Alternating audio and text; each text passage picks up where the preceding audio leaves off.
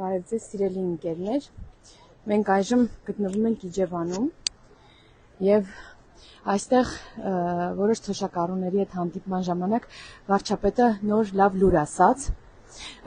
հայտարարեց, որ քանի որ մենք մինիմալ թոշակը, կենսաթոշակը արդեն հավասարվում է սպառողական մինիմալ զամբյուղին, ապա առաջիկայում որոշում կունենանք և հետագայում արդեն որքան տոկոսով որ գնաճը կավելանա, այդքան տոկոսով կբարձրանա կենսաթոշակը։ Սա կարծում եմ հրաշալի նորություն է մեր թոշակառուների համար, որովհետև քանի որ գնաճը անխուսափելի է և ամեն տարի որոշակի տոկոսով լինում է գնաճ, ապա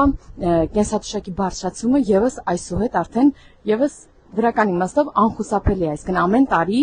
կենսաթոշակը կբարձրանա, այն չափով, դա ամենաքիչը, այն չափով, որքանով որ գնաճ կլինի։